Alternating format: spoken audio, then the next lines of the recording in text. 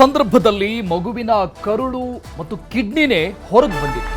ಆಗಷ್ಟೇ ಜನಿಸಿದಂತಹ ಮಗುವನ್ನ ಉಳಿಸೋದಕ್ಕೆ ಹರಸಾಹಸವನ್ನ ಪಡಲಾಗಿದೆ. 1 ಗಂಟೆಯಲ್ಲಿ ಬರೋಬ್ಬರಿ 120 ಕಿಲೋಮೀಟರ್ ಪ್ರಯಾಣವನ್ನ ಮಾಡಿ ಆ ಮಗುವಿನ ಜೀವವನ್ನ ಉಳಿಸೋದಕ್ಕೆ ಹರಸಾಹಸವನ್ನ ಪಟ್ಟಿರುವಂತಹ ಘಟನೆ ಇದು. ಕೊಪ್ಪಳದಿಂದ ಹುಬ್ಬಳ್ಳಿ ಕಿಮ್ಸ್ಗೆ ನವಜಾತ ಶಿಶುವನ್ನ ಶಿಫ್ಟ್ ಮಾಡಲಾಗಿದೆ ಆಂಬ್ಯುಲೆನ್ಸ್ನಲ್ಲಿ.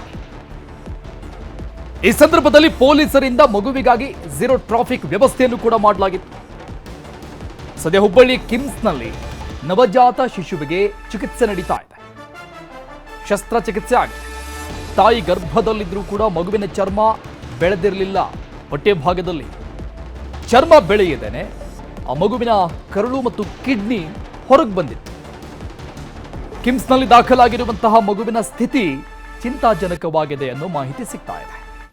ಕೊಪ್ಪಳದ ಕುಕನೂರು ತಾಲೂಕಿನ ಬೂದಗುಂಪ ಗ್ರಾಮದ ನಿವಾಸಿ ವಿಜಯಲಕ್ಷ್ಮಿ ಅವರ ಮಗು ಇದು. ಕುಕನೂರು ತಾಲೂಕು ಆಸ್ಪತ್ರೆಗೆ ಅವರು ಹೆರಿಗೆಗೆ ಅಂತ ದಾಖಲಾಗಿತ್ತು. ಹೆರಿಗೆಯನ್ನ ಮಾಡಿಸಲಾಗಿತ್ತು. ಆ ಸಂದರ್ಭದಲ್ಲಿ ಮಗುವಿನ ಕರುಳು ಮತ್ತು ಕಿಡ್ನಿ ಹೊರಗೆ ಬಂದಿತ್ತು. ಕಾರಣ ಆ ಮಗುವಿನ ಚರ್ಮ ಹೊಟ್ಟೆ ಭಾಗದಲ್ಲಿ ಬೆಳೆದಿರಲಿಲ್ಲ ಅನ್ನೋ ಮಾಹಿತಿ ಸಿಗ್ತಾ ಇದೆ.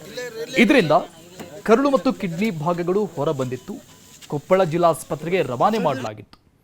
ಅಲ್ಲಿಂದ ಹುಬ್ಬಳ್ಳಿ ಕಿಮ್ಸ್ಗೆ ಮತ್ತೆ ಮಗುವನ್ನ ಶಿಫ್ಟ್ ಮಾಡಲಾಗಿತ್ತು.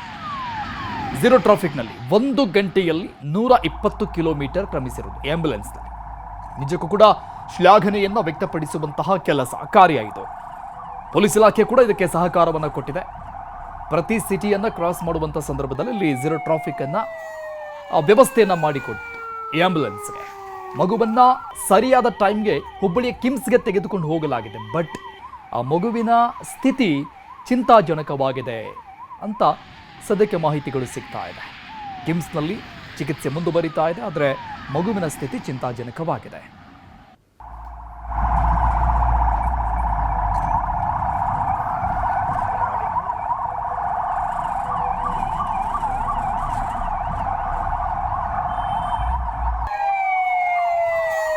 ನನ್ನ ಮಗಳು ಸರ್, ನಾನು ತಾಳ ಇರೋದು ಬೂರುಗುಂಪ ಸರ್. ಬೂರುಗುಂಪದಿಂದ ಕುಕ್ನೂರಿಗೆ ಕರ್ಕೊಂಡ್ಬಂತಾರೆ. ಅಲ್ಲಿ 12 ಗಂಟೆಗೆ ಡೆಲಿವರಿ ಆಗ್ತದೆ. ಅವರು ಹೀಗಾಗಿ ನಮ್ಮ ಚಿಕಿತ್ಸೆ ಕೊಡಲಾದ ಕೊಪ್ಪಳಕ್ಕೆ ಅಂತ ಬರ್ತಿದ್ರು. ಕೊಪ್ಪಳಕ್ಕೆ ಬಂದಿವಿ ಸರ್. 1 ಗಂಟೆ ಮೇಲೆ ಇದ್ದು ಕೊಪ್ಪಳಕ್ಕೆ ಬಂದ್ವಿ. ಅವರು ಪ್ರಯತ್ನ ಮಾಡಿದ್ರು ಸರ್. ಪ್ರಯತ್ನ ಮಾಡಿ ಇದಕ್ಕಿಂತ ಹೆಚ್ಚಿನ ವರ್ಷ ನಮ್ಗೆ ಇದು ಬೇಕಾದ್ರೆ MCಗೆ ಹೋಗುವಂತ ನಮ್ಗೆ ಹೇಳಿದ್ರು ಸರ್. ಮತ್ತು ನಾವು ಬಡವರಿದ್ದೀವಿ ಈಗಂತ ನಾವು ಸ್ವಲ್ಪ ಕನಕರಿಂದ ಕೇಳಿದ್ರು ಸರ್. ಅವರು ನಮಗೆ ಹೆಲ್ಪ್ ಮಾಡಿದ್ರು. ಹೆಲ್ಪ್ ಮಾಡಿದ್ರು ಯಾರು? ಈ ನಮ್ಮ ಎಲ್ಲರಿಗೆ ಡಾಕ್ಟರ್ ಅಂಬನೇಶ್ನವರು ಎಲ್ಲರೂ ನಮ್ಗೆ ಹೆಲ್ಪ್ ಮಾಡಿದ್ರು. ಎಷ್ಟು ನಿಮಿಷದಾಗ ಬಂದ್ರೆ ಅಲ್ಲಿಂದ ಕೊಪ್ಪಳ? 1 ತಾಸು ನಾವು ಬಂದ್ವಿ. ನಾವು ಕಾರ್ಮನ್ನಾಗ ಅಡ್ಡಾಡೋದಾದ್ರೆ ಎಷ್ಟು ತಾಸು ಬೇಕಾಗುತ್ತೆ? 2.5 ತಾಸು ಬೇಕು. 2.5 ತಾಸು, 1 ತಾಸು ಒಳಗೆ. ಈಗ ಏನಂದ್ರೆ ಡಾಕ್ಟರ್ ಇಲ್ಲಿ ನಾನು ಒಳಗೆ ಹೋಗಿಲ್ಲ. ಬೆಳಗ್ಗೆ ರಾತ್ರಿ 12 ಗಂಟೆಗೆ ಇಲ್ಲಿ ಡೆಲಿವರಿ ಆಗೈತೆ ಸರ್. ಕುಕ್ನೂರು PH ಇದ್ರಾಗಿ CSC ಒಳಗೆ. ಅಲ್ಲಿಂದ ಅಂದರೆ ಮಗುವಿನ ಹೊಟ್ಟೆ ಮೇಲೆ ಇರ್ತಕ್ಕಂಥ ಪದರುಗಳು ಸರಿಯಾಗಿ ಬೆಳೆದೇ ಇಲ್ಲ. ಹಾಗಾಗಿ ಮಗುವಿನಿಂದ ಅದು ಲಿವರು ಹೊರಗಡೆ ಬಂದಿದೆ, ಕರಳು ಹಾಂ 2 ಬಂದಿದೆ ಸರ್. ಹಾಗಾಗಿ ಪ್ರಾಬ್ಲಮ್ ಆಗೋದಕ್ಕೆ ಇವರು ನಮ್ಮಲ್ಲಿ ಚಿಕಿತ್ಸೆ ಸ್ವಲ್ಪ ಇದರಿಂದ ಜಿಲ್ಲಾ ಹಾಸ್ಪಿಟ್ಲಿಗೆ ರೆಫರ್ ಮಾಡಿದ್ದಾರೆ ಸರ್. ಜಿಲ್ಲಾ ಹಾಸ್ಪಿಟ್ಲಿ ಅವರು ಬೆಳಗ್ಗೆ ರಾತ್ರಿ 1 ಗಂಟೆಯಿಂದ ಬೆಳಗ್ಗೆ 6 ಗಂಟೆ ತನಕನೂ ಪ್ರಯತ್ನಗಳನ್ನು ಪಡ್ತಾ ಇದ್ರು ಸರ್. ಆದರೂ ಆದಷ್ಟು ಹೆಚ್ಚಿನ ಚಿಕಿತ್ಸೆ ಬೇಕಾಗಿರೋದ್ರಿಂದ ಹುಬ್ಳಿ KIMSಗೆ ರೆಫರ್ ಮಾಡಿದರು. ಮತ್ತು ಅಟೆಂಡರ್ಸು ಇವರು ತಾಯಿ ಅದು ಮಗುವಿನ ಅಜ್ಜರು ಫೋನ್ ಮಾಡಿ ಈ ಥರ ನಮ್ಮದು ಬಡವರಿದ್ದೇವೆ, ಎಮರ್ಜೆನ್ಸಿ ನಮ್ಮ ಮಗುವಿಗೆ ಏನಾರು ಮಾಡಿ ಪ್ರಾಣವನ್ನು ಕಾಪಾಡ್ರಿ, ಎಮರ್ಜೆನ್ಸಿ ಐತಿ ಅಂತಂದೇಳಿ ರಿಕ್ವೆಸ್ಟ್ ಮಾಡ್ಕೊಂಡ್ರು. ಹಾಗಾಗಿ AKRS ಟೀಮ್ ಅವ್ರಿಗೆ ಇನ್ಫಾರ್ಮ್ ಮಾಡಿ ಎಲ್ಲರ ಸಹಾಯ ಅಂದರೆ 112 ಸಹಾಯದ ತೊಗೊಂಡ್ವಿ, ಪೊಲೀಸರ ಸಹಾಯ ತೊಗೊಂಡ್ವಿ, ಇರ್ತಕ್ಕಂಥ ಜನರ ಸಹಾಯನೂ ತೊಗೊಂಡು ಕಾಯಿಸಿ ಮಗುವನ್ನ ರೀಚ್ ಮಾಡಿದ್ವಿ ಸರ್ ಹುಬ್ಬಳ್ಳಿಗೆ. ಡೀಟೇಲ್ಸ್ ಕೊಡ್ತಾರೆ ನಮ್ಮ ಪ್ರತಿನಿಧಿ ಶಿವರಾಮ್ ಅಸುಂಡಿ ಸಂಪರ್ಕದಲ್ಲಿದ್ದಾರೆ. ಶಿವರಾಮ್ ಅಸುಂಡಿ, ಒಂದು ಕಡೆ ವೈದ್ಯರು, ಮತ್ತೊಂದು ಕಡೆ ಆಂಬ್ಯುಲೆನ್ಸ್ ಚಾಲಕ, ಮತ್ತೊಂದು ಕಡೆ ಪೊಲೀಸ್ ಇಲಾಖೆ, ಎಲ್ಲರ ಕಾರ್ಯವೂ ಕೂಡ ಶ್ಲಾಘನೆಗೆ ಪಾತ್ರವಾಗುವಂಥದ್ದೇ. ಬಟ್ ಈಗ ಮಗುವಿನ ಕಂಡೀಷನ್ ತುಂಬ ಕ್ರಿಟಿಕಲ್ ಅನ್ನೋ ಮಾಹಿತಿ ಸಿಗ್ತಾ ಇದೆ. ಏನು ಡೀಟೇಲ್ಸ್ ಇದೆ? ಖಂಡಿತ ಅರುಣ್, ಎಲ್ಲರೂ ಏನಂದ್ರೆ ಆ ಮಗುನ ಬದುಕಿಸ್ಲಿಕ್ಕೆ ಎಲ್ಲ ರೀತಿಯ ಪ್ರಯತ್ನಗಳು ಮಾಡಿದ್ದಾರೆ, ಎಫರ್ಟ್ ಹಾಕಿದ್ದಾರೆ. ಈಗ ಮಗುನ ಏನು ಕೇವಲ 120 ಕಿಲೋಮೀಟರ್ ಅಂತರವನ್ನ 1 ತಾಸಿನಲ್ಲಿ ಆಂಬ್ಯುಲೆನ್ಸ್ ಅಲ್ಲಿ ಕರೆತರೋ ಮೂಲಕ ಕಿಮ್ಸ್ ಆಸ್ಪತ್ರೆಗೆ ದಾಖಲು ಮಾಡಲಾಗಿದೆ. ಸದ್ಯ ಚಿಕಿತ್ಸೆ ಕೊಡ್ಲಾಗ್ತಾ ಇದೆ. ಆದ್ರೆ ಏನು ಆ ಮಗುವಿಗೆ ಶಸ್ತ್ರಚಿಕಿತ್ಸೆ ಮಾಡಲಾರುವಂತಹ ಪರಿಸ್ಥಿತಿ ಇದೆ. ಯಾಕಂದ್ರೆ ಚರ್ಮ ಮೇಲೆ ಏನು ಹೊಟ್ಟೆಯ ಚರ್ಮ ಬೆಳೆದಿಲ್ಲ. ಹೀಗಾಗಿ ದೇಹದ ಅಂಗಾಂಗಗಳು ಹೊರಬಿದ್ದಿದ್ದಾವೆ. ಅಂದ್ರೆ ಕರುಳು ಇರ್ಬೋದು ಮತ್ತು ಕಿಡ್ನಿ ಇತ್ಯಾದಿ ಅಂಗಾಂಗಗಳು ಹೊರಬಿದ್ದಿರೋದ್ರಿಂದಾಗಿ ಆ ಮಗುವಿಗೆ ಯಾವ ರೀತಿ ಚಿಕಿತ್ಸೆ ಕೊಡಬೇಕು ಅನ್ನೋ ಒಂದು ಜಿಜ್ಞಾಸೆ ವೈದ್ಯರದಾಗಿದೆ. ಹಾಗಾಗಿ ಏನು ಬಹಳ ಕ್ರಿಟಿಕಲ್ ಕಂಡೀಷನ್ ನಲ್ಲಿ ಏನು ಶಸ್ತ್ರಚಿಕಿತ್ಸೆಯನ್ನು ಸಹ ಮಾಡ್ಲಾರಂತ ಪರಿಸ್ಥಿತಿ ಇದೆ. ಆದ್ರೂ ಸಹ ನಾವು ಚಿಕಿತ್ಸೆ ಮುಂದುವರಿಸಿದ್ದೇವೆ. ಆದಷ್ಟು ನಾವು ಆ ಮಗುನ ಉಳಿಸ್ಕೊಳ್ಳಿಕ್ಕೆ ಪ್ರಯತ್ನ ಮಾಡ್ತೀವಿ ಅಂತೇಳಿ ಕಿಮ್ಸ್ ವೈದ್ಯಕೀಯ ಅಧೀಕ್ಷಕ ಏನು ಹೆಪ್ಸಿ ಅವರು ಸಹ ಹೇಳಿದ್ದಾರೆ. ಒಟ್ಟಾರೆ ಕಿಮ್ಸ್ ವೈದ್ಯರ ತಂಡ ಆ ಮಗುವಿನ ಉಳಿಸ್ಲಿಕ್ಕೆ ಎಲ್ಲ ರೀತಿಯ ಪ್ರಯತ್ನ ಮಾಡ್ತಾ ಇದೆ. ಅರುಣ್. ಓಕೆ, ಶಿವರಾಮ ಸುನ್ನಿ ಎಸ್ ಸಂಪರ್ಕದಲ್ಲಿ ಶಿವರಾಮ ಸುನ್ನಿ ಮತ್ತೆ ಮಾತನಾಡ್ತೇನೆ.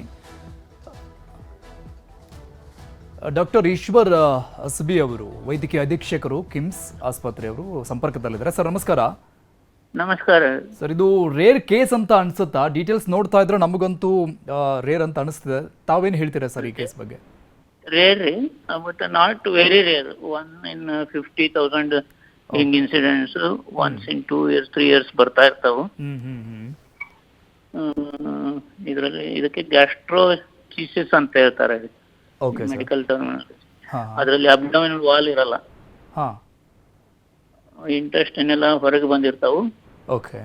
ಅದು ಅವು ಡ್ರೈ ಆಗಿ ಗ್ಯಾಂಗ್ರೀನ್ ಆಗ್ತಾವ್ರಿ, ಇನ್ಫೆಕ್ಷನ್ ಆಗ್ತಾವ. ಅದು 1 day ಮಗು ಅಷ್ಟೇ ಇದು.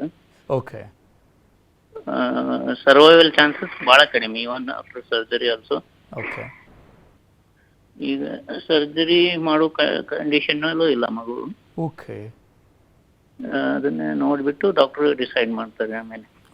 ಸರ್, ಹುಬ್ಬಳ್ಳಿ ಕಿಮ್ಸ್ ನಲ್ಲಿ ಈ ತರ ಕೇಸ್ ಯಾವತ್ತಾದ್ರೂ ಆಪರೇಟ್ ಆಗಿದೆಯಾ? ಸರ್ವೈವ್ ಆಗಿರೋದು ನಿಮ್ಗೆ ಗೊತ್ತಿದ್ದಂಗೆ? ಬರ್ತಾವ್ರಿ ರೇರ್. ಈ ಸರ್ವೈವ್ ಆಗೋದು ವೆರಿ ಡಿಫಿಕಲ್ಟ್. ಓನ್ಲಿ 2-3 years ಒಂದು ಸ್ವಲ್ಪ ಮೈನರ್ ಇದರಲ್ಲಿ ಬಂದಿರೋದ್ರೆ ಅವು ಸರ್ವೈವ್ ಆಗಿದಾವು. ಇಷ್ಟು ಎಕ್ಸ್ಟೆನ್ಸಿವ್ ಅಬ್ಡನ್ ವಾಲ್ ಡಿಫಿಷಿಯನ್ಸಿ ಬಂದಿಲ್ಲ. ಸಣ್ಣ ಮೈನರ್ ಡಿಫೆಕ್ಟ್ ಇದ್ದು ಬಂದದ್ದು ಇದು ಇಂಪ್ರೂವ್ ಆಗಿದಾವ್ರಿ. ಈಶ್ವರ್ ಸರ್, ಈಗ ಇದು ತಾಯಿ ಗರ್ಭಿಣಿಯ ಸಂದರ್ಭದಲ್ಲಿ ಏನಾದ್ರೂ ತಪ್ಪುಗಳನ್ನ ಮಾಡಿದಾಗ ಆಗುವಂತ ಸಮಸ್ಯೆನಾ ಇದು? ಹೇಗೆ? ಇಲ್ಲ, ಇದು ಸ್ಪೊರಾಡಿಕ್ ಅಂತ ಹೇಳ್ತೀವ್ರಿ. ಅದು ವಿದೌಟ್ ಎನಿ ಕಾಸ್. ಕೆಲವೊಮ್ಮೆ ಕಂಜೆನಿಟಲ್ ಅಬ್ನಾರ್ಮಲಿಟೀಸ್ ಬರ್ತಾವ್ರಿ. ಅವು ಮೋಸ್ಟ್ ಕಾಮನ್ಲಿ ಕನ್ಸಾಂಜಿನಿಯಸ್ ಮ್ಯಾರೇಜ್ ಅಂದ್ರೆ ರಿಲೇಶನ್ಶಿಪ್ ಅಲ್ಲಿ ಮದುವೆ ಆದ್ರೆ ಆ ಮಗುಗೆ ಕೆಲವೊಮ್ಮೆ ಆಗುತ್ತೆ. ಬಟ್ ಇದು ಅಬ್ಡಾಮಿನಲ್ ವಾಲ್ ಅಬ್ಸೆನ್ಸ್ ಇದರಲ್ಲಿ ಅದು ಕನ್ಸಾಂಜಿನಿಯಸ್ ಬರಲ್ಲ, ಇನ್ಸಿಡೆಂಟಲ್ ಆಗುತ್ತೆ. ಇದು ಏನು ತಿನ್ನೋದ್ರಲ್ಲಿ ಏನಾದ್ರು ಅಥವಾ ಬೇರೆ ಏನಾದ್ರು ತಪ್ಪು ಮಾಡಿದ್ರಲ್ಲಿ ಇರಲ್ಲ, ಇನ್ಸಿಡೆಂಟಲ್ ಇದು. ಸರ್, ಇದಕ್ಕೆ ಪ್ರಿಕಾಷನ್ಸ್ ಗಳೇನಾದ್ರೂ ಇರುತ್ತಾ ಗರ್ಭಾವಸ್ಥೆಯಲ್ಲಿದ್ದಂತ ಸಂದರ್ಭದಲ್ಲಿ? ಕಾಜೇ ಇಲ್ಲ ಅನ್ನೋಲ್ಲಿ ಪ್ರಿಕಾಷನ್ಸ್ ಇರಲ್ಲ. ಇನ್ ಜನರಲ್ ಕನ್ಸಾಂಜಿನಿಯಸ್ ಮ್ಯಾರೇಜ್ ಅವಾಯ್ಡ್ ಮಾಡಬೇಕು. ಲೈಕ್ ಅಂದ್ರೆ ಔಟ್ ಆಫ್ ಬಾಕ್ಸ್ ಆಗುವಂತ ಒಂದು ಸಮಸ್ಯೆ ಇದು. ಕರೆಕ್ಟ್. ಸೊ ಈ ಮಗುವಿನ ಕೇಸ್ ಬಗ್ಗೆ ಏನ್ ಸರ್ ಪರ್ಟಿಕ್ಯುಲರ್ಲಿ ಏನಾಗಬಹುದು ಅಂತ ತಮ್ಮ ಎಕ್ಸ್ಪೀರಿಯನ್ಸ್ ಮೇಲೆ? ಇಲ್ಲ, survival very very difficult. Very 0.1% ಇರ್ಬೋದು ಅಷ್ಟೇ. ಯಾಕಂದ್ರೆ ಆಲ್ರೆಡಿ ಸೆಪ್ಟಿಸಿಮಿ ಆಗಿದೆ, ಮಗುಂದು ರೆಸ್ಪಿರೇಷನ್ ಸರಿ ಇಲ್ಲ. ಈ ಮೊದಲು ಅದಕ್ಕೆಲ್ಲ ಮಗು ಫಿಟ್ ಆಗ್ಬೇಕು ಆಪರೇಷನ್ಗೆ. 1 ದಿನದ ಮಗು ಮೋಸ್ಟ್ ಪ್ರಾಬಬ್ಲಿ ಸರ್ವೈವಲ್ ಚಾನ್ಸರ್. ಸೊ ಈಗ ತಾನೇ ಹುಟ್ಟಿರೋ ಮಗು ಅನ್ನೋ ಕಾರಣಕ್ಕೆ ತುಂಬಾ ಕ್ರಿಟಿಕಲ್. ಮತ್ತೆ ಅದು ಇನ್ಫೆಕ್ಷನ್ ಆಲ್ರೆಡಿ ಆಗಿಬಿಟ್ಟಿದೆ, ಗ್ಯಾಂಗ್ರೀನ್ ಆಗಿದೆ. ಇಂಟ್ರೆಸ್ಟಿಂಗ್. ಟ್ರೈ ಮಾಡ್ತಾ ಇದ್ದಾರೆ ಸರ್ ಈಗ ಡಾಕ್ಟರ್? ಟ್ರೈ ಮಾಡ್ತಾ ಇದ್ರಿ. ಆಪ್ಷನ್ಸ್ ಇದೆ ಸರ್ ಬೇರೆ ಏನಾದ್ರು? ಬೇರೆ ಏನಿಲ್ಲ, ಅದು ಸ್ಯಾಚುರೇಷನ್ ನಾರ್ಮಲ್ ಆಗಿ ಇದು ಆಯ್ತಂದ್ರೆ, ಆಪರೇಷನ್ ಮಾಡ್ಲಿಕ್ಕೆ ಸ್ವಲ್ಪ ಫಿಟ್ ಆಯ್ತಂದ್ರೆ ಮಾಡ್ಬೋದು. ಓಕೆ ಸರ್, ನೋಡೋಣ ಏನಾಗುತ್ತೆ ಅಂತ. ದಯವಿಚ್ಚೆ. ಥ್ಯಾಂಕ್ ಯು ಸೋ ಮಚ್ ನೀವು ಸರಿನ ಜೊತೆ ಮಾತನಾಡಿದ್ದಕ್ಕೆ.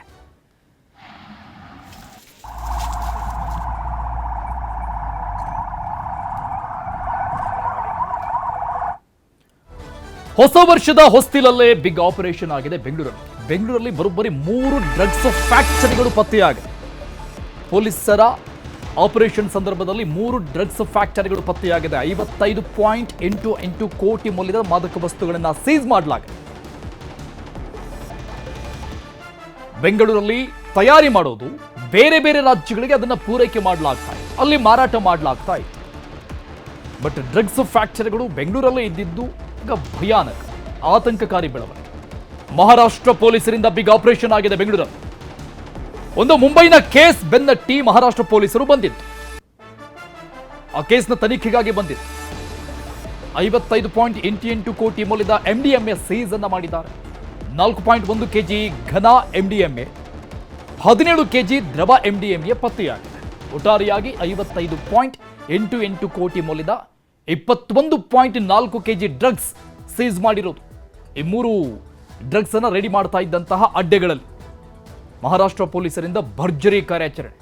ಇದು ಬೇರೆ ಕೇಸ್ನಲ್ಲಿ ತನಿಖೆಗಾಗಿ ಬಂದಂತಹ ಅಧಿಕಾರಿಗಳಿಂದ ಬೆಂಗಳೂರಲ್ಲಿ ಇಷ್ಟು ದೊಡ್ಡ ಮಟ್ಟದ ಡ್ರಗ್ಸ್ ತಯಾರಿ ಮಾಡೋದು ಮತ್ತು ಶೇಖರಣೆ ಮಾಡಿಟ್ಟಿದ್ದಂಥದ್ದನ್ನು ಸೀಸ್ ಮಾಡಲಾಗಿದೆ. ಈಗ ಬೆಂಗಳೂರಲ್ಲಿ ಇದನ್ನೆಲ್ಲ ತಯಾರು ಮಾಡಿ ಬೇರೆ ಬೇರೆ ರಾಜ್ಯಗಳಿಗೆ ಇದನ್ನ ಸಪ್ಲೈ ಮಾಡ್ತಾ ಇದ್ರು. ಬೇರೆ ರಾಜ್ಯಗಳಲ್ಲಿ ಅದನ್ನ ಮಾರಾಟ ಮಾಡುವಂತಹ ಜಾಲ ಇತ್ತು. ಅದನ್ನ ಪತ್ತೆ ಹಚ್ಚಿದ್ದಾರೆ. ಈಗ ಒಂದು ಕಡೆ ಹೊಸ ವರ್ಷದ ಈ ಒಂದು ಹೊಸ್ತಿಲಲ್ಲಿ ಈಗ ಪಾರ್ಟಿಗಳು, ಪಬ್ಬು, ಮೋಜು ಮಸ್ತಿ ಯಥೇಚ್ಛವಾಗಿ ನಡೆಯುತ್ತೆ ಈ ಸಂದರ್ಭದಲ್ಲಿ. ಸೊ ಹಾಗಾಗಿ ಒಂದು ದೊಡ್ಡದಾದಂತಹ ಡ್ರಗ್ಸ್ ದಂಧೆಯ ಕರಾಳತೆಯನ್ನು ಬಿಚ್ಚಿಟ್ಟಿದ್ದಾರೆ ಮಹಾರಾಷ್ಟ್ರ ಪೊಲೀಸರು. ಬಾಗಲೂರು ಠಾಣೆ ವ್ಯಾಪ್ತಿಯ ಸ್ಪಂದನಾ ಲೇಔಟ್ ಬಳಿಯ ಕಾಡು ಸೊಣ್ಣಪ್ಪನಹಳ್ಳಿ ಶೆಡ್ ನಿರ್ಮಾಣ ಮಾಡಿದ್ದಲ್ಲಿ ಶೆಡ್ನ ನಿರ್ಮಾಣ ಮಾಡಿ ಅಲ್ಲಿ ಡ್ರಗ್ಸ್ ರೆಡಿ ಮಾಡ್ತಾ ಇದ್ರು. ಅದೇ ಮಾದಕ ವಸ್ತುವನ್ನ ತಯಾರು ಮಾಡ್ತಾ ಇದ್ದಂಥ ಫ್ಯಾಕ್ಟರಿ ಜಾಗ ಹೇಗಿದೆ ಅಂತ ನಮ್ಮ ಪ್ರತಿನಿಧಿ ಮದೇಶ್ ಸಂಪೂರ್ಣ ಮಾಹಿತಿ ಕೊಟ್ಟಿದ್ದಾರೆ, ಪ್ರತ್ಯಕ್ಷ ವರದಿ ಕೊಟ್ಟಿದ್ದಾರೆ ನೋಡಿ. ಬೆಂಗಳೂರಿನಲ್ಲಿ ಡ್ರಗ್ ಫ್ಯಾಕ್ಟರಿಗಳನ್ನು ಪತ್ತೆ ಮಾಡುವಂಥ ಕೆಲಸವನ್ನು ಮಹಾರಾಷ್ಟ್ರ ಪೊಲೀಸರು ಮಾಡಿದರು. ಬೆಂಗಳೂರಿನ 3 ಕಡೆಗಳಲ್ಲಿ, ಒಂದು ಆವಲಹಳ್ಳಿ ಪೊಲೀಸ್ ಠಾಣಾ ವ್ಯಾಪ್ತಿ, ಕೊತ್ತನೂರು ಪೊಲೀಸ್ ಠಾಣಾ ವ್ಯಾಪ್ತಿ ಹಾಗೂ ಬಾಗ್ಲೂರು ಪೊಲೀಸ್ ಠಾಣಾ ವ್ಯಾಪ್ತಿಗಳಲ್ಲಿ ಈ ರೀತಿಯಾಗಿ ಆರೋಪಿಗಳು ಕೃತ್ಯವನ್ನು ಎಸಗ್ತಿದ್ರು, ಸ್ಪಾಟ್ಗಳನ್ನು ಹುಡ್ಕೊಂಡಿದ್ರು ಅಂತೇಳಿ ತನಿಖೆ ವೇಳೆ ಗೊತ್ತಾಗಿತ್ತು. ಈಗಾಗಲೇ ನಾವು ಆವಲಹಳ್ಳಿ ಪೊಲೀಸ್ ಠಾಣಾ ವ್ಯಾಪ್ತಿಯ ಜಾಗವನ್ನು ತೋರಿಸಿದ್ವಿ, ಕೊತ್ತನೂರು ಪೊಲೀಸ್ ಠಾಣಾ ವ್ಯಾಪ್ತಿಯಲ್ಲಿ ಬರುವಂತಹ ಗೊಲ್ಲರಹಳ್ಳಿಯಲ್ಲೂ ಕೂಡ ತೋರಿಸಿದ್ವಿ. ಈಗ ಬಾಗ್ಲೂರು ಪೊಲೀಸ್ ಠಾಣಾ ವ್ಯಾಪ್ತಿಯಲ್ಲೂ ಕೂಡ ಒಂದು ವಾಸ ಮಾಡೋದಕ್ಕೆ ಅವರು ಒಂದು ಜಾಗವನ್ನು ಬಳಸ್ಕೊಂಡಿದ್ರು ಅಂತೇಳಿ ಗೊತ್ತಾಗಿದೆ. ಸದ್ಯಕ್ಕೆ ಆ ಜಾಗದಲ್ಲಿದ್ದೀನಿ. ಅವರು ಯಾವ ರೀತಿಯಾದಂಥ ಜಾಗಗಳನ್ನು ಹುಡುಕ್ತಿದ್ರು ಆರೋಪಿಗಳು ಅಂತಂದರೆ ನೋಡ್ತಿರ್ಬೋದು. ನಮ್ಮ ಕ್ಯಾಮ್ರಾ ಪರ್ಸನ್ ಶ್ರೀನಿವಾಸಲು ನಿಮಗೆ ತೋರಿಸ್ತಿದ್ದಾರೆ. ಈ ರೀತಿಯಾಗಿ ಅಂದರೆ ಇಲ್ಲಿ ಏನಿದೆ ಅಂತ ಕೂಡ ಊಹೆ ಮಾಡೋಕ್ಕಾಗೋದಿಲ್ಲ. ಯಾವುದೋ ಒಂದು ಹೊರಗಡೆ ಜನ ಓಡಾಡೋದಿಲ್ಲ, ಇಲ್ಲಿ ಯಾರು ಕೂಡ ಬರೋದಿಲ್ಲ ಅನ್ನೋಂಥ ರೀತಿಯಲ್ಲಿ ಇರುತ್ತಲ್ಲ, ಆ ಥರ ನಿರ್ಜನ ಪ್ರದೇಶಗಳು, ಜಾಸ್ತಿ ಜನ ಯಾರು ಕೂಡ ಓಡಾಡಬಾರ್ದು, ಪೊಲೀಸರಿಗೆ ಡೌಟ್ ಬರಬಾರ್ದು, ಈ ರೀತಿಯಾದಂಥ ಒಂದಷ್ಟು ಜಾಗಗಳನ್ನು ನೋಡ್ತಿದ್ರು. ಇಲ್ಲಿಂದ ಬರುವಂಥ ಅಂದರೆ ಈ ರೀತಿ ನಿರ್ಜನ ಪ್ರದೇಶ ಏನಿದೆ, ಇಲ್ಲಿಂದ ಬರುವಂಥ ಈ ರೀತಿಯಾದಂಥ ಒಂದು ಶೆಡ್ ಇದೆ. ಇಲ್ಲೂ ಕೂಡ ಒಂದು ಶೆಡ್ಡನ್ನು ಆರೋಪಿಗಳು ಬಳಸ್ಕೊಂಡಿದ್ರು ಅಂತೇಳಿ ತನಿಖೆ ವೇಳೆ ಗೊತ್ತಾಗಿದೆ. ಇಲ್ಲೂ ಕೂಡ ಪೊಲೀಸರು ಬಂದು ಸೀಸ್ ಮಾಡುವಂಥ ಕೆಲಸವನ್ನು ಮಾಡಿದ್ದಾರೆ. ಈ ಒಂದು ಪ್ರಕರಣಕ್ಕೆ ಸಂಬಂಧಪಟ್ಟಂತೆ, ಈ ಒಂದು ಲೊಕೇಶನ್ಗೆ ಸಂಬಂಧಪಟ್ಟಂತೆ ಒಂದಷ್ಟು ಕನ್ಫ್ಯೂಷನ್ಸ್ ಇದ್ದಂಥ ಸಂದರ್ಭದಲ್ಲಿ ಬಾಗ್ಲೂರು ಪೊಲೀಸರನ್ನ ಅಸಿಸ್ಟ್ ಆಗಿ ಬಳಸಿಕೊಡುವಂಥ ಕೆಲಸವನ್ನು ಮಹಾರಾಷ್ಟ್ರ ಪೊಲೀಸರು ಮಾಡಿದರು. ಈ ಒಂದು ಜಾಗ ಏನಿದೆ ಇದನ್ನು ತೋರಿಸಿದಾರಲ್ಲ ನಮ್ಮ ಕ್ಯಾಮ್ರಾ ಪರ್ಸನ್ ಶ್ರೀನಿವಾಸಲು, ಈ ಒಂದು ಜಾಗದಲ್ಲಿ ಆರೋಪಿಗಳು ಇಲ್ಲೂ ಕೂಡ ಒಂದು ಡ್ರಗ್ನ ತಯಾರಿಕಾ ಘಟಕವನ್ನು ಸ್ಥಾಪನೆ ಮಾಡೋದಕ್ಕೆ ಮುಂದಾಗಿದ್ರು. ಆದರೆ ಇಲ್ಲಿ ಬೇರೆ ಬೇರೆಯಾದಂಥ ರೀತಿಯ ಸ್ಮೆಲ್ಲು ಹೊರಗಡೆ ಬರೋದು ಗೊತ್ತಾಗ್ತಿತ್ತು. ಅಂದರೆ ಡ್ರಗ್ ತಯಾರಿಕೆ ಮಾಡುವಂಥ ಸಂದರ್ಭದಲ್ಲಿ ಒಂದಷ್ಟು ಕೆಮಿಕಲ್ಗಳನ್ನು, ಒಂದಷ್ಟು ಪೌಡರ್ಗಳನ್ನು ಆರೋಪಿಗಳು ಬಳಸ್ತಿದ್ರು. ಹೀಗಾಗಿ ಅದರ ಒಂದು ಸ್ಮೆಲ್ ಹೊರಗಡೆ ಜಾಸ್ತಿ ಬರ್ತಿತ್ತು. ಹೀಗಾಗಿ ಇಲ್ಲಿಂದ ತಯಾರಿಕಾ ಘಟಕವನ್ನು ಕೊತ್ತನೂರು ಪೊಲೀಸ್ ಠಾಣಾ ವ್ಯಾಪ್ತಿಯಲ್ಲಿ ಬರುವಂತಹ ಗೊಲ್ಲರಹಳ್ಳಿಗೆ ಶಿಫ್ಟ್ ಮಾಡುವಂತಹ ಕೆಲಸವನ್ನು ಮಾಡಿದರು. ಆದರೆ ಅದಕ್ಕೆ ಸಂಬಂಧಿತ ಕೆಲಸಗಳನ್ನು ನಡೆಸೋದಕ್ಕಾಗಿರ್ಬೋದು, ಒಂದಷ್ಟು ವಸ್ತುಗಳನ್ನು ಶೇಖರಣೆ ಮಾಡೋದಕ್ಕಾಗಿರ್ಬೋದು, ಜೊತೆಗೆ ಆರೋಪಿಗಳು ಉಳಿದುಕೊಳ್ಳೋದಕ್ಕೆ ಈ ಒಂದು ಶೆಡ್ಡನ್ನು ಬಳಸ್ಕೊಳ್ತಿದ್ರು ಅಂತೇಳಿ ತನಿಖೆ ವೇಳೆ ಗೊತ್ತಾಗಿದೆ. ಈ ಒಂದು ಶೆಡ್ಡನ್ನು ಕೂಡ ಕಂಪ್ಲೀಟಾಗಿ ಕ್ಲೋಸ್ ಮಾಡುವಂಥ, ಅಂದರೆ ಸೀಸ್ ಮಾಡುವಂಥ ಕೆಲಸವನ್ನು ಪೊಲೀಸರು ಮಾಡಿದ್ದಾರೆ. ನೀವು ನೋಡ್ಬೋದು, ಇಲ್ಲಿವರೆಗೂ ಕೂಡ ಇದು 3ನೇ ಸ್ಪಾಟ್ನಲ್ಲಿ ಕೂಡ ಬಂದಂಥ ಸಂದರ್ಭದಲ್ಲಿ ಇದೇ ರೀತಿಯಾಗಿ ಮಹಾರಾಷ್ಟ್ರ ಪೊಲೀಸರು ಸೀಸ್ ಮಾಡುವಂತಹ ಕೆಲಸವನ್ನು ಮಾಡಿದ್ದಾರೆ. 3 ಕಡೆ ಕೂಡ ಇದು ಲೀಗಲಿ ಸೀಸ್ ಮಾಡಲಾಗಿದೆ ಅಂತೇಳಿ ನೋಟಿಸನ್ನು ಕೂಡ ಅಂಟಿಸಿ ಹೋಗುವಂಥ ಕೆಲಸವನ್ನು ಮಹಾರಾಷ್ಟ್ರ ಪೊಲೀಸರು ಮಾಡಿದ್ದಾರೆ. ಸದ್ಯಕ್ಕೆ ಈ 3 ಸ್ಪಾಟ್ಗಳನ್ನು ಕೂಡ ಕ್ಲೋಸ್ ಮಾಡುವಂಥ ಕೆಲಸವನ್ನು, ಸೀಸ್ ಮಾಡುವಂಥ ಕೆಲಸವನ್ನು ಮಹಾರಾಷ್ಟ್ರ ಪೊಲೀಸರು ಮಾಡಿದ್ದಾರೆ. ಮತ್ತೊಂದು ಕಡೆ ಬೆಂಗಳೂರು ಪೊಲೀಸರು ಕೂಡ ಈಗಾಗಲೇ ಈ ಒಂದು ಪ್ರಕರಣದ ಬಗ್ಗೆ ಮಾಹಿತಿಯನ್ನು ಕಲೆ ಹಾಕಿ ಹೆಚ್ಚಿನ ತನಿಖೆಯನ್ನು ಮಾಡ್ತಿದ್ದಾರೆ. ಯಾಕಂದರೆ ಬೆಂಗಳೂರಿನಲ್ಲಿ ಒಂದಷ್ಟು ಜನರು ಇದರಲ್ಲೂ ಕೂಡ ಭಾಗಿಯಾಗಿದ್ದಾರೆ ಅನ್ನುವಂಥ ಶಂಕೆ ಇಲ್ಲಿ ವ್ಯಕ್ತವಾಗಿದೆ. ಈಗಾಗಲೇ ಬೆಳಗಾವಿ ಮೂಲದ ವ್ಯಕ್ತಿಯನ್ನು, ಪ್ರಶಾಂತ್ ಯಲ್ಲಪ್ಪ ಪಾಟೀಲ್ ಎನ್ನುವಂಥದ್ದೇನಿದ್ದಾನೆ, ಆತನನ್ನು ಈಗಾಗಲೇ ಬಂಧಿಸುವಂಥ ಕೆಲಸವನ್ನು ಕೂಡ ಮಾಡಲಾಗಿತ್ತು. ಆತನಿಗೆ ಸಂಬಂಧಪಟ್ಟಂತೆ ಕೂಡ ಮಾಹಿತಿಯನ್ನು ಕಲೆ ಹಾಕುವಂಥ ಕೆಲಸವನ್ನು ಸದ್ಯಕ್ಕೆ ಬೆಂಗಳೂರು ಪೊಲೀಸರು ಮಾಡ್ತಿದ್ದಾರೆ. ಡ್ರಗ್ ಕೇಸ್ಗಳನ್ನು ಕೂಡ ಪತ್ತೆಯಾಗುವಂಥ ಕೆಲಸವನ್ನು ಮಾಡಬೇಕಿದೆ. ಕ್ಯಾಮ್ರಾ ಪರ್ಸನ್ ಶ್ರೀನಿವಾಸುಲು ಜೊತೆ ಮಾದೇಶ್, ನ್ಯೂಸ್ 18 ಕನ್ನಡ, ಬೆಂಗಳೂರು. ಇನ್ನು ಬೆಂಗಳೂರಲ್ಲಿ ಮಾದಕ ಜಾಲದ ಫ್ಯಾಕ್ಟರಿಗಳು ಸೀಸ್ ಬೆನ್ನಲ್ಲೇ ಡ್ರಗ್ಸ್ ಪತ್ತೆ ಹಚ್ಚಿದಂತ ಪೊಲೀಸರಿಗೆ ಗೃಹ ಸಚಿವರು ಮೆಚ್ಚುಗೆ ವ್ಯಕ್ತಪಡಿಸಿದ್ದಾರೆ. ಇದರ ಜೊತೆಗೆ ಮತ್ತೆ ಘಟನೆ ಮರುಕಳಿಸಿದ್ರೆ ಸಸ್ಪೆಂಡ್ ಮಾಡಲಾಗುತ್ತೆ ಅಂತ ಖಡಕ್ ಎಚ್ಚರಿಕೆ ಕೊಟ್ಟಿದ್ದಾರೆ ಗೃಹ ಸಚಿವ ಡಾಕ್ಟರ್ ಜಿ ಪರಮೇಶ್ವರ್. ಡ್ರಗ್ಸ್ ಪತ್ತೆ ಹಚ್ಚಿದಂತ ಪೊಲೀಸರಿಗೆ ಶ್ಲಾಘನೆ ಜೊತೆಗೆ ಎಚ್ಚರಿಕೆ ಕೂಡ ಕೊಡಲಾಗಿದೆ. ಡ್ರಗ್ಸ್ ಫ್ಯಾಕ್ಟರಿಗಳು ನಡೀತಾ ಇತ್ತು ಅಂದ್ರೆ ನಿರ್ಲಕ್ಷ್ಯನೂ ಇದೆ. ಯಾವುದೇ ಅಧಿಕಾರಿಗಳಾದ್ರೂ ಕೂಡ ಕಠಿಣ ಕ್ರಮ ಜರುಗಿಸ್ತೀವಿ, ಕೇವಲ ಸಸ್ಪೆಂಡ್ ಅಷ್ಟೇ ಅಲ್ಲ ಕಾನೂನು ಕ್ರಮ ಕೂಡ ಆಗುತ್ತೆ ಅಂತ ಹೇಳಿದ್ದಾರೆ ಗೃಹ ಸಚಿವ ಪರಮೇಶ್ವರ್.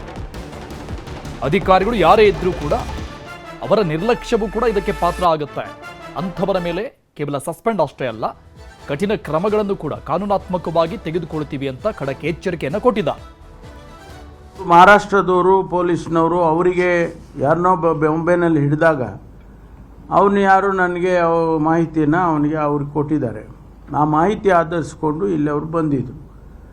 ನಮ್ಮ ಪೊಲೀಸ್ನವರು ಅವರ ಜೊತೆಯಲ್ಲೇ ನಮ್ಮವರು ಕೂಡ ಆ ಮಾಹಿತಿ ಶೇರ್ ಮಾಡಿಕೊಂಡು ನಮ್ಮ DCP ಕೂಡ ಹೋಗಿದ್ದಾರೆ. ನಮ್ಮ ಸೋಕೋ ಟೀಮ್ ಕೂಡ ಭಾಗವಹಿಸಿದ್ದಾರೆ. ಹಾಗಾಗಿ ಅವರು ಹೇಳಿದ್ದು 50 ಕೋಟಿ ವರ್ತು 58 ಕೋಟಿ ವರ್ತು ಡ್ರಗ್ಸು ಅಂತೆಲ್ಲ ಅವ್ರು ಹೇಳಿದ್ದಾರೆ. ಅದೆಲ್ಲ ಸತ್ಯಕ್ಕೆ ದೂರವಾಗಿರೋದು. 1.5 kg 1 kgಗೆ 30 ಲಕ್ಷ ಅದು ಬೆಲೆ ಬಾಳೋದು. ಅವ್ರನ್ನೆಲ್ಲರನ್ನೂ ಕೂಡ ನಮ್ಮ ಬುಕ್ಸಲ್ಲಿ ಯಾರ್ಯಾರಿದ್ದಾರೆ ಅವ್ರನ್ನೆಲ್ಲರನ್ನೂ ಕೂಡ ಮಾನಿಟರ್ ಮಾಡಿ ಅವ್ರನ್ನೆಲ್ಲ ಹಿಡ್ದಾಕಿದ್ದೀವಿ. ಇಲ್ಲ ನಾನು ಸಮರ್ಥನೆ ಮಾಡೋಕ್ಕೆ ಹೋಗೋದಿಲ್ಲ. ತಪ್ಪು ಯಾರು ಮಾಡಿದ್ರು ತಪ್ಪೇ. ಆಲ್ ರೈಟ್ ಅವರಿಗೆ ಎಚ್ಚರಿಕೆ ಕೊಡ್ತೀವಿ. ಈಗ ನಮ್ಮಲ್ಲಿ ಬೆಂಗಳೂರು ಸಿಟಿಯಲ್ಲಿ ಇಂಥದ್ದು ಯಾವುದೇ ಘಟನೆ ಮುಂದೆ ಆಗಕೂಡ್ದು. ಆ ಸಂಬಂಧಪಟ್ಟಂಥ DCP ಆಗಲಿ ಇನ್ಸ್ಪೆಕ್ಟರ್ ಆಗಲಿ ಅಥವಾ ಆ ಜುರಿಸ್ಟಿಕ್ಷನಲ್ ಪೊಲೀಸ್ ಆಫೀಸರ್ಗೆ ಈಗಾಗಲೇ ಎಚ್ಚರಿಕೆ ಕೊಟ್ಟಿದ್ದೀವಿ. ಅವ್ರ ಮೇಲೆ ಕ್ರಮ ತಗೊಳ್ತೀವಿ ಅಂತ ಕೂಡ ಹೇಳಿದ್ದೀವಿ. ಅವ್ರ ಮೇಲೆ ಕ್ರಮ ತಗೊಳ್ತೀವಿ, ಯಾರೇ ಇರಲಿ, DCPಯಿಂದ ಹಿಡಿದು ಅವರ ಜುರಿಸ್ಟಿಕ್ಷನಲ್ ಪೊಲೀಸ್ ಆಫೀಸರ್ ಯಾರಿದ್ದಾರೆ ಅವ್ರ ಮೇಲೆ ಕ್ರಮ ತಗೊಳ್ತೀವಿ. ಅವ್ರನ್ನ ಸಸ್ಪೆಂಡ್ ಮಾಡೋದಲ್ಲ, ಬೇರೆ ಬೇರೆ ರೀತಿಯಲ್ಲೂ ಕೂಡ ಕ್ರಮ ತಗೊಳ್ತೀವಿ. ಈಗಾಗಲೇ ಶುರು ಮಾಡಿದ್ದೀವಿ. ನಾವು ಬೇರೆ ಬೇರೆ ಇನ್ಸಿಡೆಂಟ್ಗಳಲ್ಲಿ ಈವನ್ ಡಿಸ್ಮಿಸ್ ಮಾಡೋವರೆಗೂ ಹೋಗಿದ್ದೀವಿ.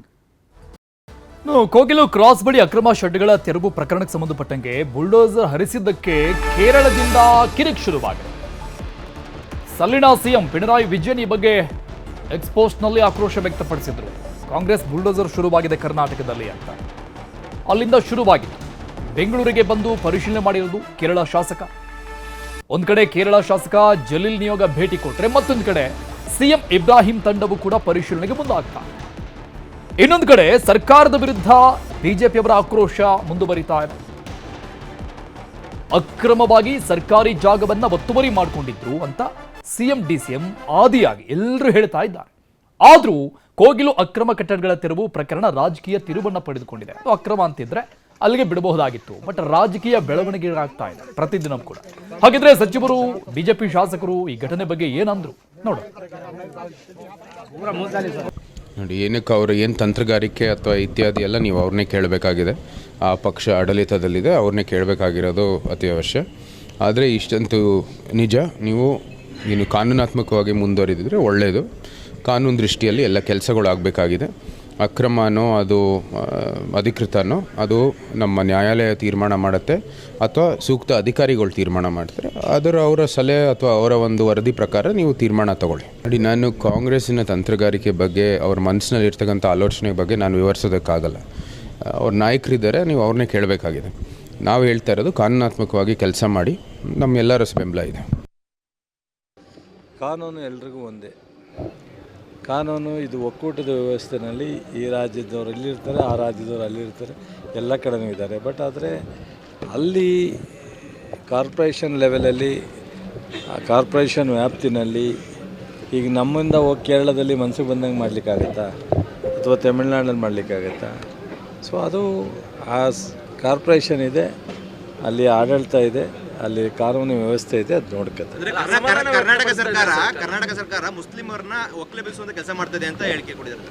ನಾವು ಯಾವುದೇ ಸಮಾಜದ ವಿರೋಧಿ ಅಲ್ಲ. ಕಾಂಗ್ರೆಸ್ ಸ್ಪಷ್ಟವಾಗಿ ತಿಳ್ಕೊಳ್ಳಿ, ಕಾಂಗ್ರೆಸ್ಸು ಎಲ್ಲ ಸಮುದಾಯಗಳ ಹಿತವನ್ನು ಬಯಸ್ತಕ್ಕಂಥದ್ದು. ಸರಿ ಇರ್ಬೋದೇನೋ, ಚುನಾವಣೆ ಇರೋದ್ರಿಂದ ಸ್ವಲ್ಪ ಅಟ್ರಾಕ್ಟ್ ಮಾಡೋದಕ್ಕೆ ಪ್ರಯತ್ನ ಮಾಡಿರ್ಬೋದು ಅಷ್ಟೇ. 200 ಮುಸ್ಲಿಂ ಕುಟುಂಬ ಅಂತ ಬುಲ್ಡೋಸರ್ ಸರ್ಕಾರ ಕರ್ನಾಟಕದಲ್ಲಿ ಕಾಂಗ್ರೆಸ್ ಸರ್ಕಾರ 200 ಕುಟುಂಬವನ್ನು ಬುಲ್ಡೋಸ್ ಮಾಡಿದ್ದಾರೆ. ಬುಲ್ಡೋಸ್ ಮಾಡೆಲ್ ಕರ್ನಾಟಕ ಸರ್ಕಾರನೂ ಕಾಂಗ್ರೆಸ್ ಸರ್ಕಾರನೂ ಬುಲ್ಡೋಸರ್ ಮಾಡೆಲ್ಲು ಅಂತ ತಕ್ಷಣ ರಿಯಾಕ್ಷನು ಸಿದ್ದರಾಮಯ್ಯರು, DK ಶಿವಕುಮಾರ್ ಅವರು, ಪ್ರಿಯಾಂಕ್ ಖರ್ಗೆ ಅವರು, ಸಂತೋಷ್ ಲ್ಯಾಡ್ ಅವರು, ಅಬ್ಬಾ ಏನು ರಿಯಾಕ್ಷನ್, ಭಾಳ ಸ್ಟ್ರಾಂಗ್ ರಿಯಾಕ್ಷನ್. ಕಿಡಿಮಿಡಿ ಅಂತ ಸಿಡಿಮಿಡಿ ತೀವ್ರವಾದ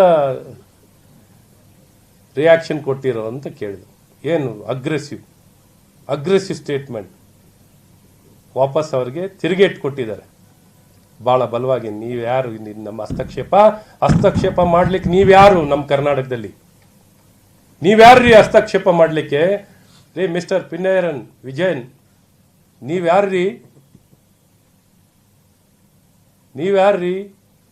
ಕೇಳಕ್ಕಿಲ್ಲಿ?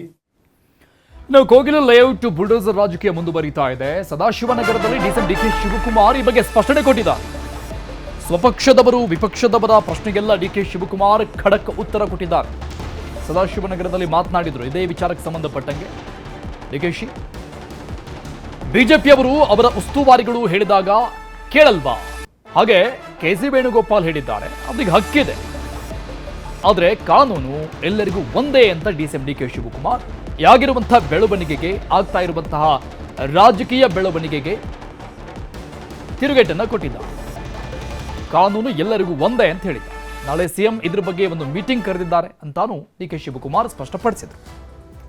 Venugopal, as a general secretary, he has every power to advise us. If anything is there, we should go in a larger interest. I just checked. One fellow has collected money, various people with their sheds in the government property. So we decided, our officials gave them proper notices and all. We are ready to rehabilitate those people if they are genuine, if they are local people. We will give them whatever the best. ಪ್ರಧಾನಿ ನರೇಂದ್ರ ಮೋದಿ ನೇತೃತ್ವದ ಸರ್ಕಾರ 3ನೇ ಅವಧಿಯಲ್ಲಿ 11ನೇ ವರ್ಷವೂ ಸಾಧನೆಗಳ ಹಾದಿಯಲ್ಲೇ ಮುನ್ನುಗ್ತಾ ಇದೆ. ಭಾರತವನ್ನ ಇಡೀ ವಿಶ್ವದ ದಿಗ್ಗಜ ರಾಷ್ಟ್ರಗಳೇ ಕುತೂಹಲದಿಂದ ಹುಬ್ಬೇರಿಸಿಕೊಂಡು ನೋಡುವಂತೆ ಮಾಡಿದ್ದಾರೆ. ಜಾಗತಿಕ ರಾಷ್ಟ್ರಗಳ ಸಾಲಿನಲ್ಲಿ ದೇಶ ಮುಂಚೂಣಿಯಲ್ಲಿರುವುದು ಇಡೀ ಭಾರತೀಯರು ಹೆಮ್ಮೆ ಪಡುವಂತಾಗಿದೆ.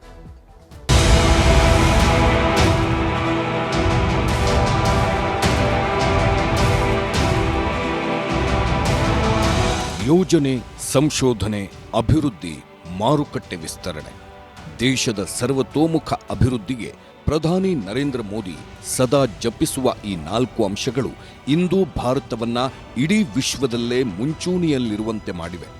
ಅಮೆರಿಕ, ರಷ್ಯಾ, ಫ್ರಾನ್ಸ್ನಂತಹ ದೇಶಗಳು ಮೋದಿ ಎಂದರೆ ಹುಬ್ಬೇರಿಸಿಕೊಂಡು ನೋಡುವಂತೆ ಮಾಡಿದೆ. ಭಾರತದ ಜೊತೆಯಾಗಿ ಎಲ್ಲಾ ಕ್ಷೇತ್ರಗಳಲ್ಲೂ ನಿಲ್ಲುವಂತೆ ಮಾಡಿದೆ.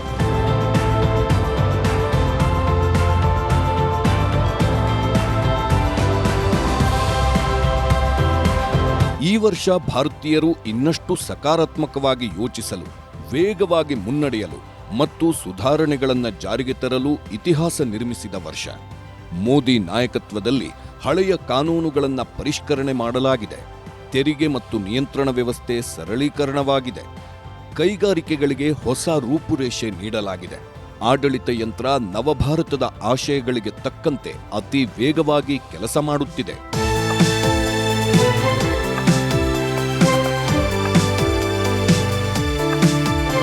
ದೇಶದ ಜನಕ್ಕೆ ಆರ್ಥಿಕ, ತಂತ್ರಜ್ಞಾನ ಕ್ಷೇತ್ರದಲ್ಲಿ ಇನ್ನೊಂದಿಷ್ಟು ಸ್ಪಷ್ಟತೆ ಸಿಕ್ಕಿದೆ.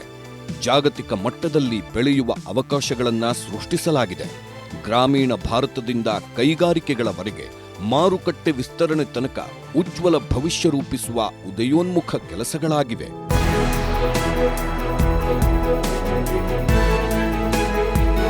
ಜಾಗತಿಕ ನಿರೀಕ್ಷೆಗೂ ಮೀರಿ ಭಾರತ 2025ರಲ್ಲಿ 8.2% GDP ವೃದ್ಧಿ ಸಾಧಿಸಿದೆ. ತೆರಿಗೆ, ಕಾರ್ಮಿಕ, ಬಂದರು ಆಧುನೀಕರಣ, ಅಣುಶಕ್ತಿ, FDI, FTAಗಳಿಂದ ಹಿಡಿದು ಡಿರೆಗ್ಯುಲೇಷನ್ ವರೆಗೆ ವ್ಯಾಪಕ ಸುಧಾರಣೆಗಳ ಪರಿಣಾಮ ಕಂಡಿದೆ.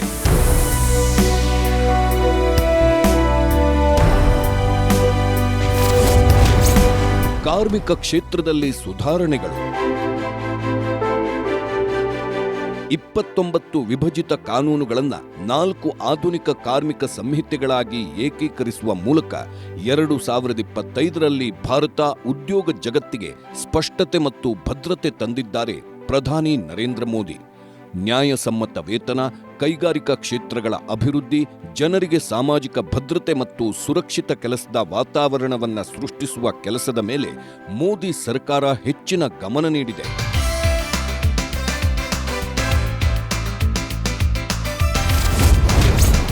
ಜಿಎಸ್ಟಿ ಸರಳ, ನ್ಯಾಯಸಮ್ಮತ ವ್ಯವಸ್ಥೆ. 2025ರಲ್ಲಿ ಭಾರತ ಜಿಎಸ್ಟಿ ಸರಳೀಕರಣವಾಗಿದೆ.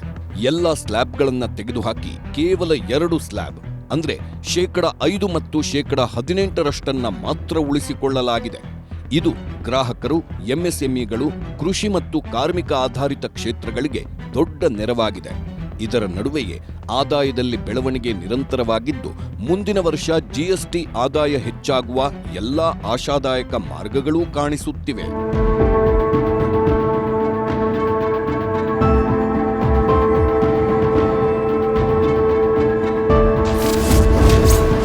ಆದಾಯ ತೆರಿಗೆ ಕ್ರಾಂತಿ.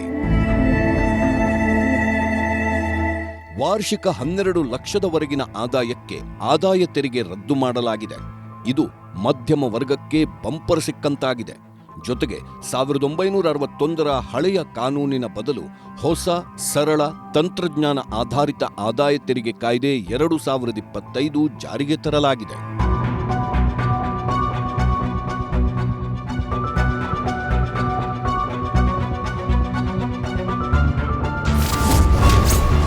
ಸಮುದ್ರ ವ್ಯವಹಾರ ಸುಧಾರಣೆ. ಬಂದರು ಮತ್ತು ಸಮುದ್ರ ವ್ಯವಹಾರ ಕಾನೂನುಗಳಲ್ಲಿ 5 ಮಹತ್ವದ ಮಸೂದೆಗಳು ಅಂಗೀಕಾರಗೊಂಡಿವೆ. 1908, 1925, 1958ರ ಕಾಲದ ಹಳೆಯ ಕಾನೂನುಗಳನ್ನು ಬದಲಿಸಲಾಗಿದೆ. ಇದರೊಂದಿಗೆ ಸಾಗರ ಭದ್ರತೆ, ಬಂದರು ಆಡಳಿತ, ಲಾಜಿಸ್ಟಿಕ್ಸ್ ಕಾರ್ಯಕ್ಷಮತೆ ಮತ್ತು ಬ್ಲೂ ಎಕಾನಮಿ ಅಭಿವೃದ್ಧಿ ಪಥದಲ್ಲಿ ಸಾಗಿವೆ.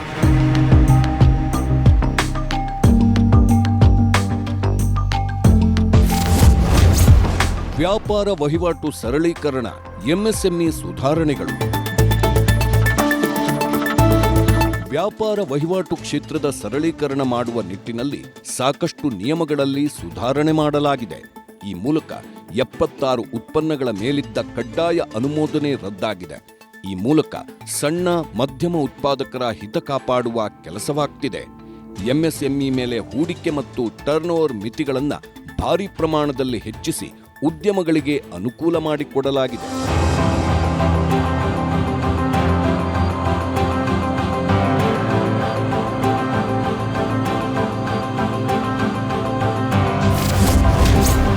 ಎಫ್ಡಿಐ ಮತ್ತು ವಾಣಿಜ್ಯ ಒಪ್ಪಂದಗಳು. ವಿಮಾ ಕ್ಷೇತ್ರಗಳಲ್ಲಿ ಎಫ್ಡಿಐ ಸಡಿಲಿಕೆ. ಬ್ರಿಟನ್, ಒಮಾನ್, ನ್ಯೂಜಿಲೆಂಡ್ ಮತ್ತು ಯುರೋಪಿಯನ್ ಒಕ್ಕೂಟ ರಾಷ್ಟ್ರಗಳ ಜೊತೆಗೆ ಐತಿಹಾಸಿಕ ವ್ಯಾಪಾರ ಒಪ್ಪಂದಗಳಾಗಿವೆ.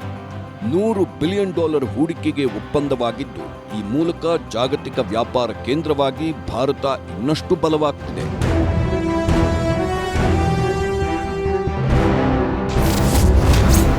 ಹಣಕಾಸು ಮಾರುಕಟ್ಟೆ ಸುಧಾರಣೆ. ಸೆಕ್ಯುರಿಟೀಸ್ ಮಾರ್ಕೆಟ್ ಕೋಡ್ ಬಿಲ್ ಮೂಲಕ ಏಕೀಕೃತ ಕಾನೂನು ತಂದಿದ್ದು, ಈ ಮೂಲಕ ಗ್ರಾಹಕರ ರಕ್ಷಣೆ, ತಂತ್ರಜ್ಞಾನ ಆಧಾರಿತ ಮಾರುಕಟ್ಟೆ ವಿಸ್ತರಣೆ ಮಾಡಲಾಗಿದೆ.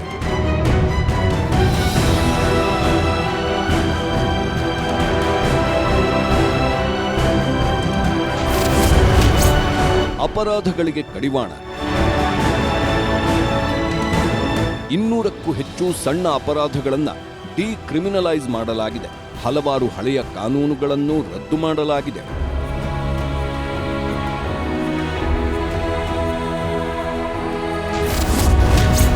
ಅಣುಶಕ್ತಿ ಹೊಸ ಯುಗ. ಶಾಂತಿ ಬಿಲ್ ಮೂಲಕ ಅಣುಶಕ್ತಿ ಕ್ಷೇತ್ರದಲ್ಲಿ ಖಾಸಗಿ ಹಾಗೂ ವಿದೇಶಿ ಸಹಭಾಗಿತ್ವಕ್ಕೆ ಅವಕಾಶ ನೀಡಲಾಗಿದೆ. ಭದ್ರತೆ, ನಿಯಂತ್ರಣ ಮತ್ತು ಭವಿಷ್ಯದ ತಂತ್ರಜ್ಞಾನ ಹೂಡಿಕೆಗೆ ಈ ಬಿಲ್ ಮೂಲಕ ಸಾಧ್ಯವಾಗಲಿದೆ.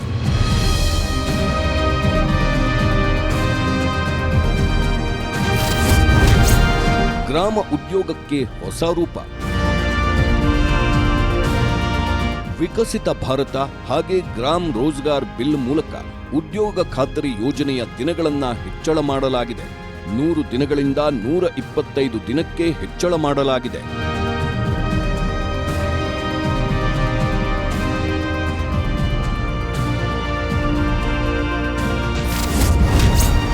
ಭಾರತದ ಕ್ರಿಮಿನಲ್ ಕಾನೂನು ಪರಿವರ್ತನೆ.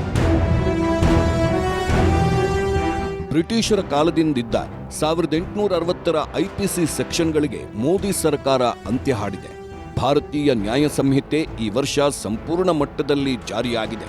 ಸೈಬರ್ ಅಪರಾಧ ತಡೆ, ಉಗ್ರ ಚಟುವಟಿಕೆಗಳಿಗೆ ಕಡಿವಾಣ ಹಾಗೂ ಸಂಘಟಿತ ಅಪರಾಧಗಳಿಗೆ ಕಠಿಣ ಶಿಕ್ಷೆ ನೀಡುವ ಕಾನೂನು ಇನ್ನಷ್ಟು ಬಲಿಷ್ಠವಾಗಿದೆ.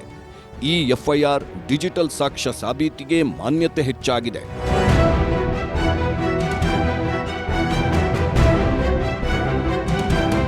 ಒಟ್ನಲ್ಲಿ ದೇಶವನ್ನ ಇನ್ನಷ್ಟು ರಚನಾತ್ಮಕವಾಗಿ ಮುನ್ನಡೆಸಲು, ಭವಿಷ್ಯದಲ್ಲಿ ಇನ್ನಷ್ಟು ಝಗಮಗಿಸುವಂತೆ ಮಾಡಲು ಪ್ರಧಾನಿ ನರೇಂದ್ರ ಮೋದಿ ನೇತೃತ್ವದ ಸರ್ಕಾರ ಪಾರದರ್ಶಕ ಆಡಳಿತ ನೀಡುತ್ತಿದೆ.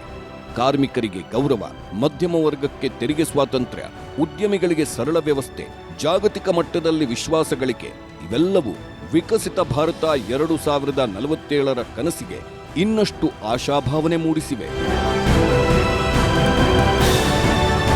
Bureau report, news 18 Kannada.